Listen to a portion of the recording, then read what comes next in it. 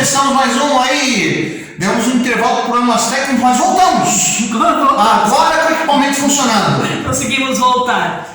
Bom, gente, a gente vai falar sobre o modernismo, geração de 30, né? Que é justamente a segunda fase ali do modernismo. Conhecido também como neomodernismo ou segunda geração, que vai de 30 a 45. Aliás, né, vamos pegando já aí a data de 30 a 45. O que estava acontecendo aqui no Brasil? Bom, tá certo que esse momento não é só do Brasil, mas como a gente está focando aqui principalmente em literatura brasileira, 30 a 45 é o momento da chamada Era Vargas, né? Que vai lá da Revolução de 1930, terminando em 45, junto com a Segunda Guerra Mundial. Então percebe que a gente não saiu muito do plano que a gente está falando do ambiente, das guerras, né? Dos conflitos que estão rolando na Europa e toda a interferência que vem de lá. Mas aqui no Brasil, você está falando especificamente da Era Vargas. Exatamente, e do mundo das guerras mundiais, porque falou assim, a gente foca no Brasil, claro que nós focamos no Brasil, mas nós estamos num período em que pode-se começar a falar sobre o início ali de globalização, porque agora as pessoas começam a ter um pouco mais de contato com o que está acontecendo no mundo de uma forma mais direta por conta do jornalismo, da fotografia e tudo mais. Então a gente vai começar a ter artistas que, embora não tenham saído do Brasil, ao contrário dos artistas dos períodos anteriores que iam estudar, né, em Portugal geralmente, e acabava voltando, trazendo a cultura recebida lá, a gente vai ter artistas que não vão sair do Brasil, mas vão saber sim o que acontece na guerra, as questões das angústias que a guerra provoca, por exemplo, e vai acabar trazendo isso para suas obras. Ainda mais que a gente está falando de um momento onde novas tecnologias vão aparecer e que vão baratear a comunicação. Pô, a Primeira Guerra foi a primeira guerra que ela foi registrada no cinema, no jornalismo, por técnicas de cinema, com cinegrafia e tudo mais. E agora você tem o cinema como uma ferramenta extremamente popular, que inclusive vai ser utilizada aí por essas lideranças como forma de campanha, e principalmente o rádio, né? O rádio que, cara, foi uma tecnologia extremamente barata que atingiu uma série de casas e, lembra, uma população pouco letrada, através do rádio, vai se comunicar muito mais fácil e essas informações do mundo inteiro chegam em qualquer lugar. Sim. Então a gente vai ver, por exemplo, o Carlos Drummond de Andrade, que é um exemplo desse, né? Que ali vai sentir todos os pesares da guerra e vai acabar transferindo isso para a sua poesia. E aqui no Brasil, né, nós estamos em plena mudança econômica, né? O mundo inteiro está, o Brasil não poderia estar de fora. E isso vai aparecer de uma forma bastante estridente nas obras. Por quê? O que é interessante aí dentro do pós-modernismo, né? Ou geração de 22? Que a gente vai ter uma geração com um pouco mais de liberdade em relação à sua estética, porque assim, a primeira geração foi uma geração de ruptura. Eles vieram para romper aquilo que havia dentro do parnasianismo, por exemplo, das regras fechadas. Então, quando chega a primeira geração, eles falam, não, chega dessa forma de arte que é tão regrada e seguindo elementos que não são brasileiros. Então eles vão lá e revolucionam a arte. Já com a geração de 30, essa revolução já tinha sido feita, então eles tiveram liberdade de, inclusive, utilizar elementos que eram considerados tradicionais. Então, por exemplo, você poderia ver lá o autor fazendo uso de versos livres ou de versos ali decassílabos, né, dentro de um soneto italiano, conforme a geração, aliás, a tradição trazia. Não tinha problema nenhum. Ao mesmo tempo, você poderia ver algum autor falando da questão da arte, como das questões dos problemas sociais. E aí entra a marcação principalmente do romance, que o romance vai ser extremamente social, falando daquilo que nós vivíamos aqui no Brasil. E hoje a gente vai falar sobre justamente por causa disso. Porque isso de romance. Essa transformação que a gente está sentindo aqui dentro do Brasil parte inclusive do projeto do Vargas, que era um projeto industrializante. O Brasil não era um país industrial até então. Então, quando o Vargas apareceu com esse projeto industrializante, toda a vida que existia dentro do Brasil vai acabar se transformando, e não só no espaço da indústria, o espaço do campo vai sofrer as consequências dessa mudança de foco que o governo vai ter. Sim, e aí vai aparecendo a arte, né? Então, como tá falando, hoje a gente vai falar de romance, gente, porque assim, o Fábio falou do Getúlio, nós tivemos aí, a partir do século XX, né, uma democratização do ensino. Então, mais pessoas sabiam ler e escrever, não ficava restrito só na nobreza, a nobreza já não tinha mais, né, graças a Deus, e nem na pequena burguesia. Então, assim, outras pessoas tinham acesso à escrita, e o que significa que mais pessoas podiam colocar os sentimentos para fora, né, que artistas, você não tem uma classe social apenas, né, e então mais pessoas que vieram de outras classes sociais podiam mostrar aquilo que aconteciam com elas, né? E então a gente vai ter uma gama maior de autores nesse período, né? Por isso que a gente vai dividir entre prosa e poesia. Então serão 2 vídeos, né? E olha, não vamos confundir assim que teve um investimento em escolas. Sim, teve muito investimento em escola, mas não é porque teve investimento em criação de escola que a gente criou uma camada intelectualizada dentro do Brasil. Não, isso ainda não. Vamos lembrando que aqui no Brasil, com esse projeto industrializante, se buscava o quê? Criar trabalhadores técnicos, pessoas aptas, né? Não necessariamente pessoas críticas, né? Porque vai ser um tipo de escola que você vai encontrar, inclusive, né, em modelos que vão vir lá da Itália, do Mussolini e coisas do gênero. Exatamente. Então vai se dar aí o que nós chamamos de neorrealismo, né? Porque a gente vai ter aquelas características do realismo, que era uma visão mais crítica, ao mesmo tempo científica, porque você sabia como que as coisas aconteciam dentro da sociedade, mas de uma forma muito mais aprofundada, relacionada inclusive com a questão psicológica. Porque no realismo, né, nós tínhamos essa separação, né, como o romantismo foi um período assim bastante subjetivo, então o realismo acreditava que não deveria trazer essa subjetividade para a literatura porque isso tirava a credibilidade dos próprios textos, né, principalmente pensando em naturalismo, que eles escreviam ali o romance tese, como a gente já viu na outra aula, né? Mas dentro da geração de 30, novamente, há uma libertação, né? Então eu vou ver a sociedade de forma crítica, eu vou ver a sociedade de forma mais acentuada até com a questão científica, porque ali já tinha um pouco mais de domínio, mas ao mesmo tempo também vou trazer a minha visão psicológica. Então o psicológico dos personagens também aparece muito nas obras, né? Então a gente vai ter uma prosa urbana, quando o Fábio fala assim, não está preocupado com a questão da intelectualidade. E a gente vai perceber, né, essas menções justamente em obras como Vidas Secas, né? Que é uma prosa do regionalismo nordestino, que vai ter ali uma crítica muito acirrada ao que acontecia no Nordeste, né? Dessa falta de cuidado com as pessoas, né? Que daí, o que a gente vai falar hoje aqui, não vamos falar nada de espaço urbano, né? Desse espaço industrial. As temáticas justamente estão fora disso, né? Os espaços tem ali... Tem Jorge Amado ali com tem de areia, né? Mas vai ser uma prosa mais voltada para o regional, né? Que tem a prosa urbana, que é a prosa da cidade e seus conflitos sociais, como por exemplo, né, Capitães de Areia. Tem a prosa regionalista nordestina, que aí a gente vai falar de Gil 15 e de Vidas Secas, por exemplo, né? E uma prosa intimista que vai trazer ali os processos psicológicos dos personagens, o desejo de investigação do mundo interior, né? Com os motivos individuais de cada um, suas origens, combinação de vertentes urbanas e regionalistas, que vai aparecer também no romance como São Bernardo em Angústia.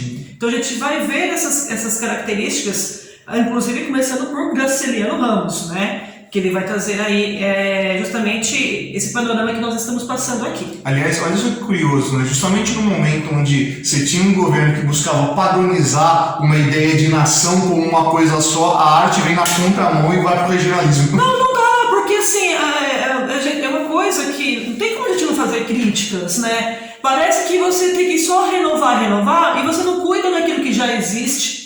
Então, assim, isso acontece no Curtiço, quando demonstra a questão do processo de branqueamento do Brasil, e assim, quando aparece ali os cortiços, e simplesmente botam fogo no cortiço, e para onde vão essas pessoas? Ninguém fala, ninguém cuida. E de repente a gente está vendo no Nordeste que aconteceu a mesma coisa. Até o século XVIII, né, o Nordeste era uma das principais regiões do país, trazendo muito para a nossa economia, mas de repente, quando lá começam a aparecer as secas, larga pra lá e que se dane, né? Como se não houvesse pessoas que morassem lá. Assim, nem Dom Pedro II já falava da seca do Nordeste. Então, assim, já há uma preocupação com a região, com a degradação que fizeram com aquela região, inclusive, e simplesmente deixa lá. Pois é, as pessoas não importam, o que importa é dinheiro.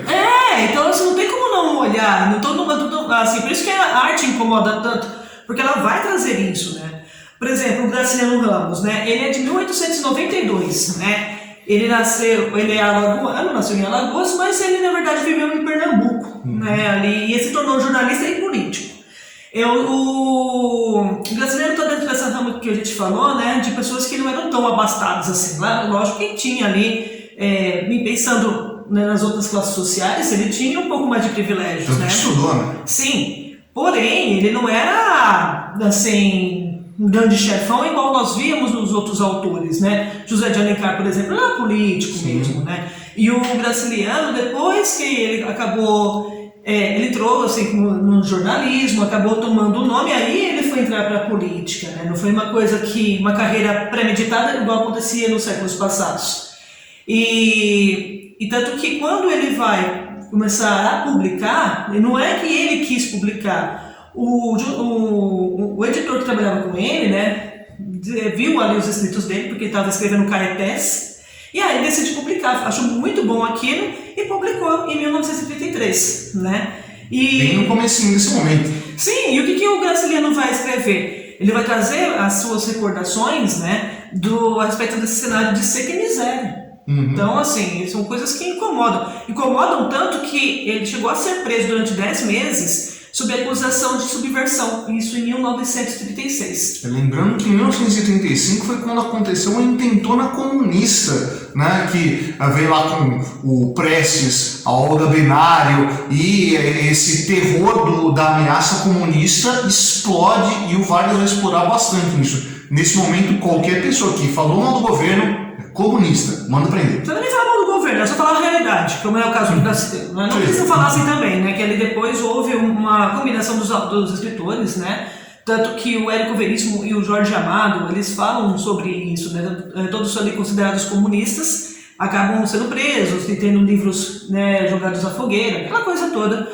E estava mostrando a realidade. Assim, nos livros em si, gente, não há uma defesa de partidos. Isso não existe. É só a realidade, né?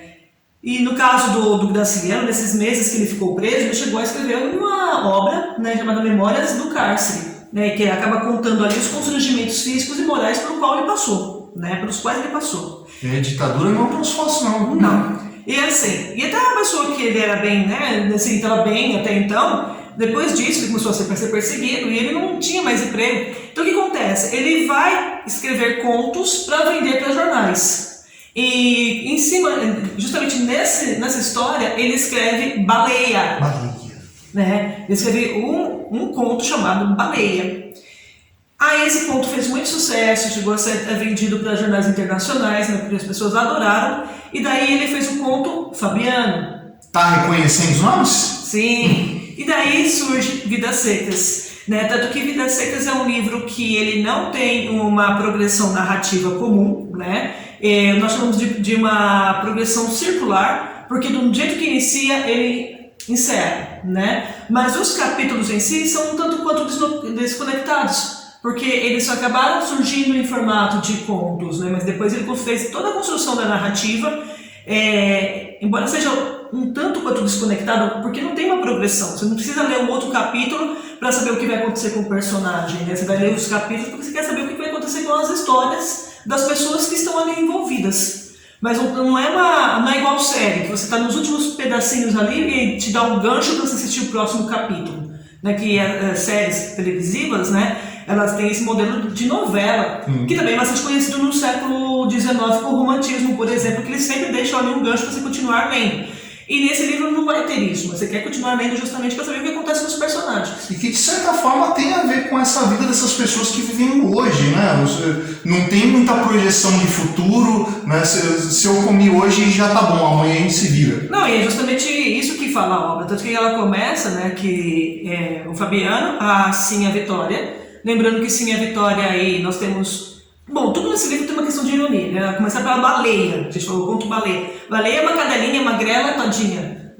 Só o fiapo, assim. Totalmente maltratada não por causa dos donos, não que os donos batiam, né? Bem que também tem isso, né? Mas os donos gostavam dela, mas por conta do contexto da seca, né? E ela, o nome dela é Baleia no meio do sertão, né? De seca ali. Assim a Vitória, ela não é sinhá, ela é sinha, sem acento, porque ela vai justamente trazer pra gente a ideia de uma senhora que não tem dinheiro, né? Porque a senhora Assim é. assim que tinha dinheiro, é dona da fazenda, né?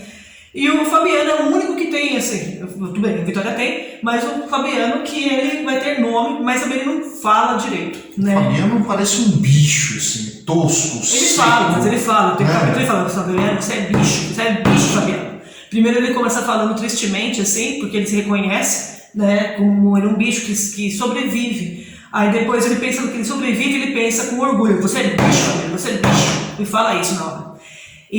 Então, assim, a Vitória, voltando à Vitória, né? Vitória de vencer o quê? Né? E as crianças, comeu hoje, né? Já é uma vitória. As crianças que não têm nomes, que é o filho mais velho e o filho mais novo. É o pequenininho ali. A menina mais velha e o menino mais novo.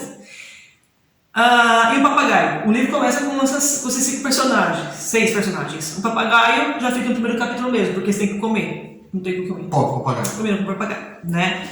Eu só não falo que não comeram a baleia, porque a baleia caçava preada. Né? A baleia trazia comida, senão já era. Até a baleia, coitadinha. E aí eles chegam numa fazenda, né? E tem uma casinha abandonada, porque assim, é muito comum que quem já teve a oportunidade de conhecer esses sítios no interior, esses sítios no Nordeste. Talvez né? você seja de lá. Sim, você tem ali o sítio e tem a casa dos trabalhadores. E esses trabalhadores eram retirantes, né, gente? E assim, eles também não eram pessoas que se ligavam ao local, eles chegavam. Trabalhador sazonal, né? Chegou a época da colheita que precisa de mão, o cara vai lá. Na hora que acabou a colheita, ele vai para outro lugar. Ele vai embora. E aí acontece justamente isso, né? Ele chega nessa casa, tá vazia, né? E aí eles se estabelecem lá e aí o clima tá melhorando. Então eles começam a trabalhar lá e começam a trabalhar pro dono da fazenda. E aí começam a mostrar-nos vários problemas sociais, né?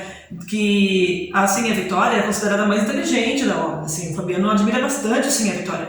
E assim a Vitória faz os cálculos ali do que ele tem que receber. E quando ele vai pedir o pagamento pro dono da fazenda, o dono da fazenda engabela ele ali e não paga. Né? Aproveita que nem ele fala, ele é um bicho, né? Então você consegue dar uma volta nele. Dá uma volta e ele sai contrariado, mas ele não consegue falar, ele diz isso o tempo todo, ele não consegue se expressar. Não tem argumento, né? Não sabe pensar. Não. E aí ele também sofre humilhações do soldado amarelo, né? Então assim, o soldado amarelo acaba pegando e humilhando sem motivo aparente. Então tudo isso vem como um tom de crítica na obra, né? E aí eles ficam ali vivendo, sobrevivendo na fazenda e no final o que acontece? No final eles percebem que vai chegar a seca novamente e aí eles vão embora. Eu acho divertido essa expressão do amarelo, né? Porque o Suassuna também usa, né? Pra falar do João Grilo, né? Que é o amarelo safado. Não, soldado amarelo. Mas eu acho que a questão... assim, eu tenho que dar... Bom, vou ter que ser sincero de estudar. Qualquer coisa você me coloca aí no comentário. Se você sabe o que é o amarelo, dá um toque. É por causa da vestimenta. Porque no Nordeste eram aquelas... os soldados, eles tinham essa vestimenta mais amarela. Da guarda volante. Entendeu? Então eu acredito que seja isso, não?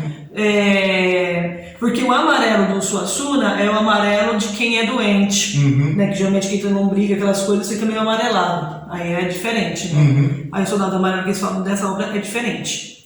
E assim, o livro era todo montado em cima de uma linguagem direta e correta, moldada no estilo seco, conciso, com poucos adjetivos, uma investigação profunda desses problemas sociais, conforme eu comentei com vocês. Há uma análise psicológica das suas personagens, do regionalismo e do intimismo, né? Então, era uma literatura, assim, abrangente, né? Que saiu daquilo que tinha sido colocado até então, dentro da obra, por exemplo, do Mário de Andrade, que ele era muito preocupado com a questão regionalista. Lógico que ele trazia críticas, né? Mas ela estava mais preocupada em mostrar o Brasil como ele era. E aqui, para poder construir uma identidade. E aqui ele está mostrando o Brasil como ele é, porque é o que está acontecendo. É o que temos para hoje. Né? Dentro dessas questões de justiça sociais, né, da realidade como ela é, o Castelhano Ramos é um dos maiores autores que nós temos, com certeza. E aí, como eu já falei para vocês, ele vai escrever Angústia e São Bernardo, né? Aí, o Angústia e São Bernardo são obras parecidas, né, porque ele vai mostrar realmente essa questão do personagem psicológico, né? O da Angústia é uma degradação moral. No personagem engraçado, que ele é inteligente, assim, você vai lendo a obra, você vai notando que é uma pessoa que tem um bom vocabulário, tem uma boa escrita, só que ele não consegue ser mais do que aquilo que ele é. Ele trabalha também no jornal, mas é só. É o que tem, não tem oportunidade para ele. A Felipe não, e a infância dele, você percebe, né? Engraçado que ele vai trazendo o nome do avô, que é um nome gigantesco, né? Com 3 sobrenomes, e vai diminuindo conforme vai tendo perda ali, até chegar nele que ele vai ser apenas Luiz da Silva. Tô falando isso porque, pensa num contexto do Nordeste, as pessoas eram riquíssimas, grandes fazendas, e ali foram perdendo por causa da seca até virarem trabalhadores comuns, vamos dizer assim. E o Luiz da Silva, ele percebe esse enfraquecimento da fazenda, da família dele, inclusive das relações com os pais. Então ele começa o livro falando dessa relação, já dessa perda. Então é uma vida angustiante, você vendo que o cara ele vai perdendo, é uma degradação realmente. Sem esperança nenhuma. E o problema da falta de esperança é porque ele comete um crime. Então quando você começa a ler a prova, o livro, ele já cometeu um crime. Então na verdade ele vai contando todos os sentimentos dele, tudo aquilo que ele vai passando até o momento de ele cometer o crime. Quase uma confissão. É uma confissão. Né? Então, assim, e é de momentos de muita angústia, do jeito que ele pensa, do jeito que ele olha no caso ele se torna namorado da vizinha, do jeito que aquilo acontece. Não tinha outro título para ter esse livro, né? Então é realmente uma ação psicológica. Já o Paulo Honório de São Bernardo vai ser um personagem muito parecido com o Luiz da Silva em relação a essa questão da angústia, de como ele fala pra gente, ou seja, são livros escritos em primeira pessoa, ambos. E o Paulo Honório, ele começa, eu lembro bem desse livro, eu li esse livro quando eu estava fazendo vestibular, e eu me lembro bem que eu estava dentro do ônibus e imaginando as mãos grossas dele, porque ele fala dessa descrição descrevendo, né, com aquelas mãos grossas. Que ele é um dono de uma fazenda, né? Ele foi um trabalhador que conseguiu ser dono da fazenda São Bernardo, não de maneiras muito lícitas.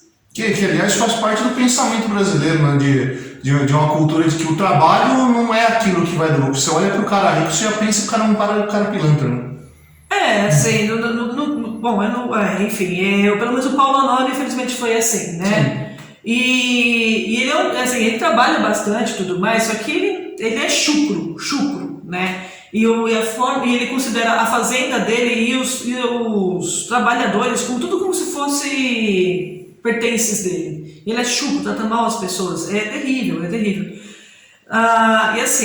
E embora ele tenha dinheiro, ele não consegue pertencer à grande sociedade porque devido a ser chucro. Então ele chega até a se casar com Madalena, que é uma professora. Só que ele acaba degradando tanto tudo que está ao lado dele, né, que ele consegue também degradá-la a ponto de Madalena cometer suicídio. Aliás, coisa importante, né? Ela é professora, estamos falando aqui do começo do século XX. Professor no começo do século XX é um profissional liberal, né? Então a gente está falando de alguém que teve instrução, não é um profissional liberal que é tão renomado quanto um médico ou um advogado, né? Mas que se destaca na escala social, né? Num status mais elevado que o trabalhador comum. Na verdade, ao se casar com ela também tinha essa pretensão, né? De por meio dela ele conseguir atingir os outros objetivos que eram o respeito social. E isso acaba não acontecendo até porque ele é um oprimido que passa a ser um opressor, né? Então ele traz bastante essa visualização. Lendo um pedacinho de Vidas Secas para vocês entenderem essa questão das frases curtas, né? Poucos adjetivos e tudo mais, que era uma característica de Graciliano. Agora Fabiano conseguia arranjar as ideias. O que o segurava era a família. Vivia preso como um novilho amarrado ao morão, suportando ferro quente. Se não fosse isso, um soldado amarelo não lhe pisava o pé, não. O que lhe amolecia o corpo era a lembrança da mulher e dos filhos. Sem aqueles cambões pesados, não envergaria o espinhaço, não. Sairia dali como onça e faria uma asneira. Carregaria a espingarda e daria um tiro no pé de pau do soldado amarelo. Não. O soldado amarelo era um infeliz que nem merecia um tabefe com as costas na mão. Mataria os donos dele. Sim, entraria num bando de cangaceiros e faria estrago nos homens que dirigiam o soldado amarelo. Não ficaria um paracelente. Era a ideia que lhe fervia a cabeça. Mas havia mulher, havia os meninos, havia cachorrinho. Então aqui, olha só, um trechinho justamente do momento da revolta que ele está com o soldado amarelo. Mas ele, mesmo na sua ignorância, consegue entender que o Soldado Amarelo estava cumprindo ordens. Então ele quer, justamente quando ele coloca as figuras do cangaceiro, que são aquelas figuras tão contraditórias que existem no Nordeste até hoje, que a gente fala deles, não que existam, né, que existiram. Mas que está no imaginário até A hoje. gente fala até eles hoje, porque é uma espécie de Robin Hood do Nordeste. Sim. Então, na cabeça dele, ia fazer justiça se tornando um cangaceiro. Né? Justamente devido a essa ideia de ser Robin Hood, de tirar dos ricos para dar para os pobres. E o pobre, no caso, ele próprio, por exemplo.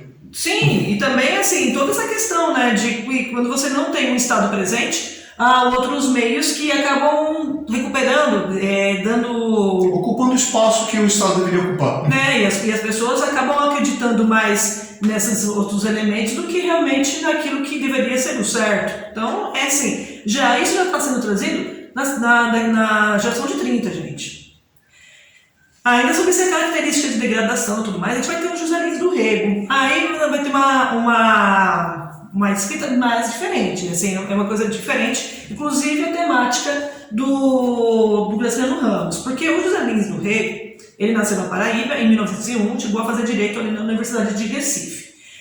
Só que assim, ele era filho de dono de fazenda, de engenho, né, fazenda de açúcar, de engenho de açúcar. E ele viveu o colapso econômico decorrente da substituição dos velhos engenhos, que foi aquilo que nós comentamos, né? Da industrialização que vai trocando o foco. E aí, o que você vive, o problema é seu, né? E aí ele vai trazer dentro de suas obras muitas dessas lembranças autobiográficas, né? Tanto que vai chamar os romances dele de romance de memória. O Menino do Engenho, por exemplo, né, chegou até a receber um prêmio. Ele tem muitos traços autobiográficos. E no caso, o Menino do Engenho foi um livro que, aí no caso, ele tinha, né? Ele era filho de família de postas, então ele tinha um pouco mais de influência. E o Menino do Engenho, mesmo tendo influência, ele não conseguiu publicar de graça. Ele teve lá que pagar o livro para poder ser publicado. E aí caiu no gosto das pessoas e ele ganhou até um prêmio grande. E aí o José Lins do Rego se destacou como. Não pode nem tanto. O pop aqui é o Jorge Amado. Mas ele conseguiu se destacar como escritor, né?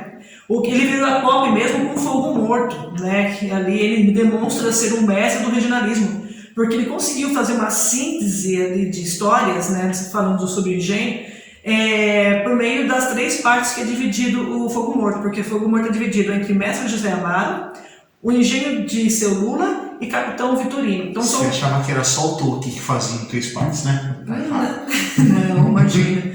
E assim, aí ele coloca essas três histórias que elas se entrelaçam, não se entrelaçam, elas se tocam na verdade, mas não se entrelaçam, porque são 3 histórias independentes. Estão correndo paralelos. Então assim, o Seu Lula conhece o Vitorino, que conhece o José Amaro, então assim, as pessoas até se conhecem, mas são 3 histórias colocando pontos de vista diferentes, né? E mostrando ali justamente a falência da sociedade canavieira.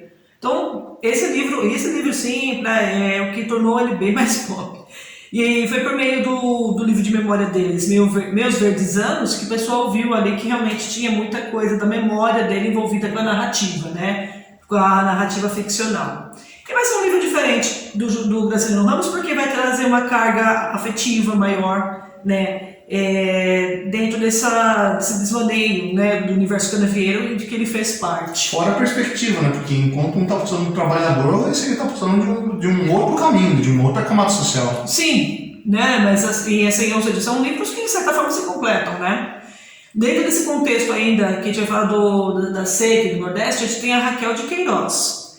A Raquel de Queiroz, né, a Raquelita, foi a nossa primeira mulher para fazer parte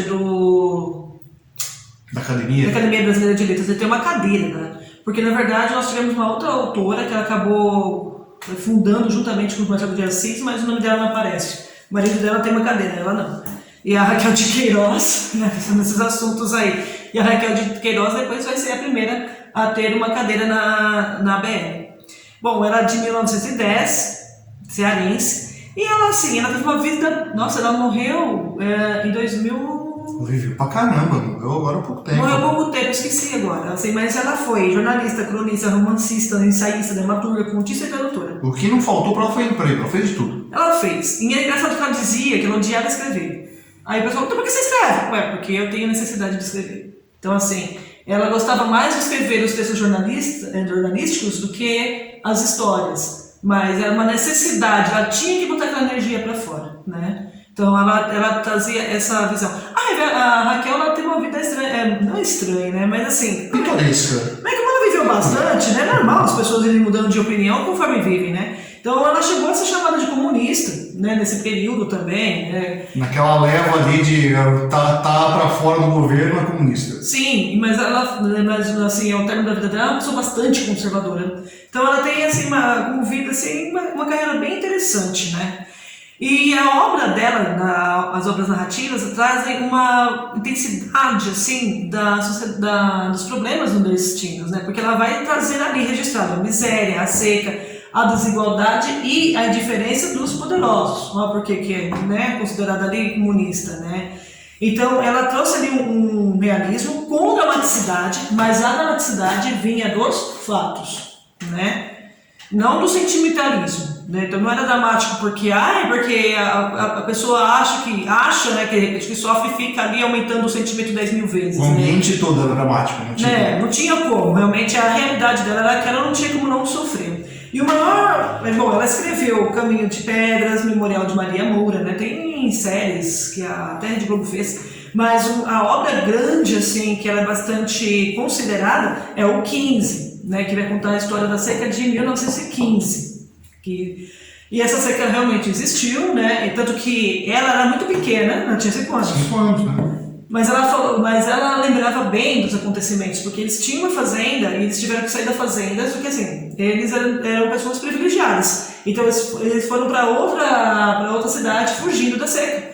E nessa fuga, ela foi vendo essas pessoas sofrendo e morrendo, né? Nem todo mundo fugiu do mesmo jeito. Sim. Tanto que a obra dela é uma família que vai sendo deteriorada, né? Então, nesse processo de fuga, né, para uma situação melhor, a família sai da localidade e chega assim partida, né? Então, um filho morreu no meio do caminho, o outro se perdeu.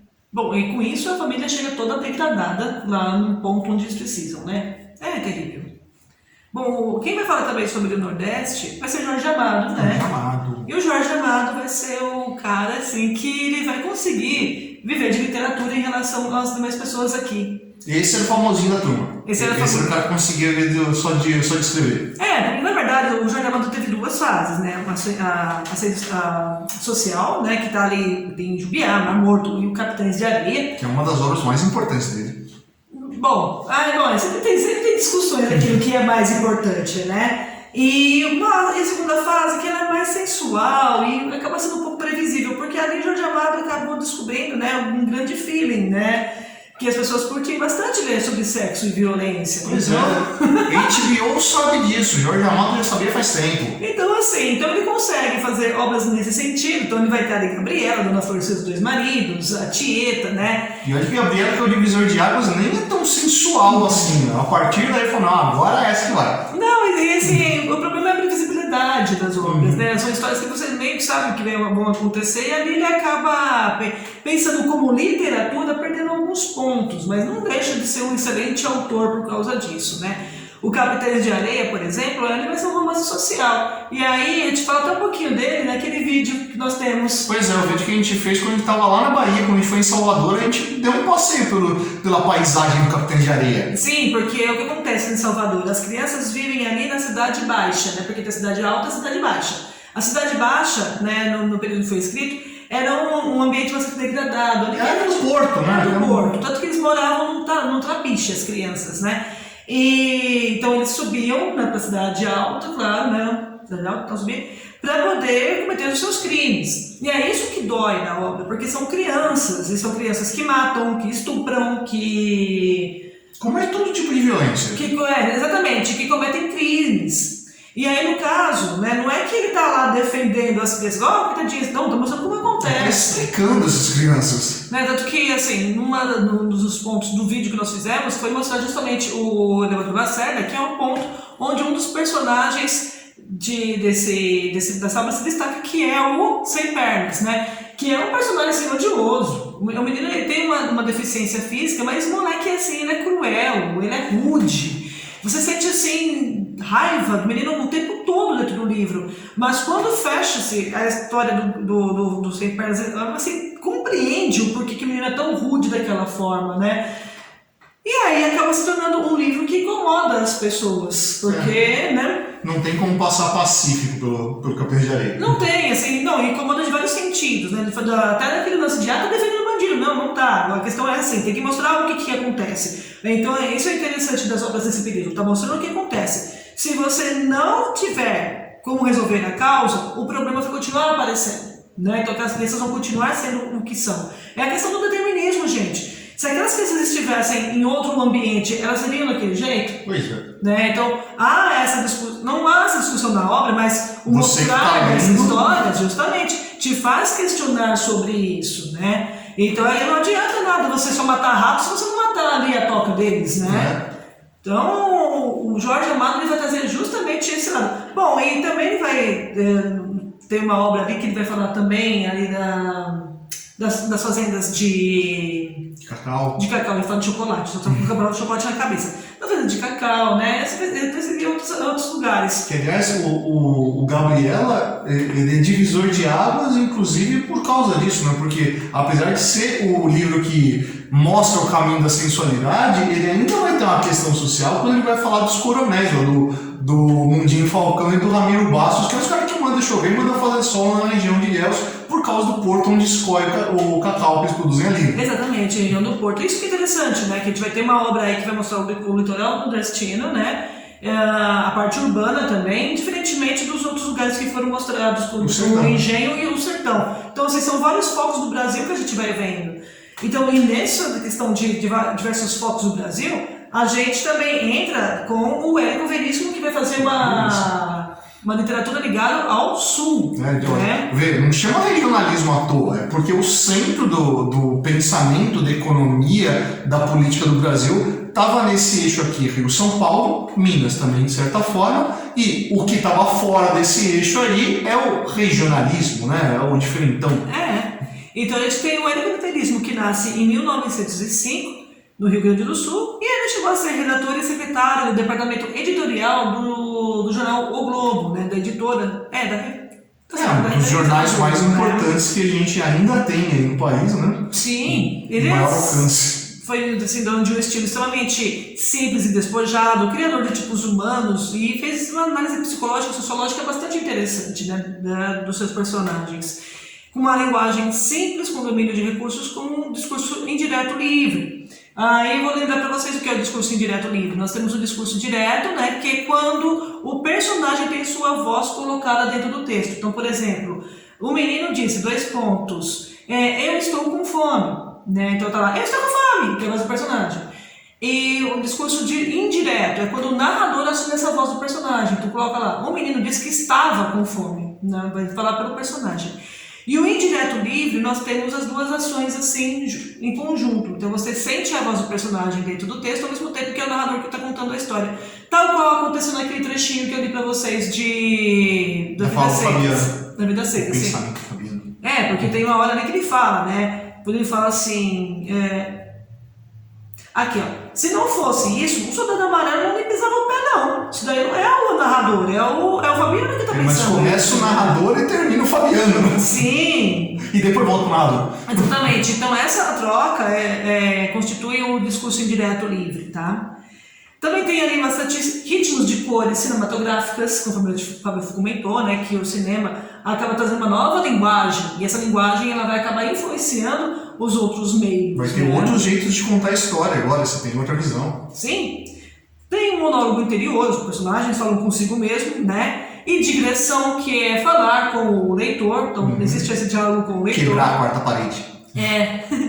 A mescla entre o realismo e o romantismo, né, entre o individual e o coletivo, o prosaico e o universal. Então ele vai fazer isso magnificamente, né? Eu gosto muito desse autor. Ele viveu bastante, então ele também vai ter ali 2 fases, né? Ele vai ter uma fase em que ele vai se preocupar mais em demonstrar os problemas sociais e psicológicos da classe média urbana de Porto Alegre. Então ele vai trazer Clarissa, Olhar e os Lírios do Campo, Música ao Longe, né? Citando algumas obras. E a histórica, né, que reconstrói ali epicamente a história do Rio Grande do Sul com o livro O Tempo e o Vento, por exemplo, né, que vai ser dividido em 3 partes: o continente, o retrato e o arquipélago. E interessante você pegar o tema que ele pega, que no Tempo e o Vento ele está trabalhando sobre a Revolução Farroupilha, principalmente. O foco está naquele espaço, né, que é um elemento identitário monstruoso para o pessoal do Sul. Sim, tanto que quando ele começa justamente no período de colonização, né? Porque o continente ele vai contar justamente a história da mãe da terra, né, que vive ali nas terras, junto com os pais.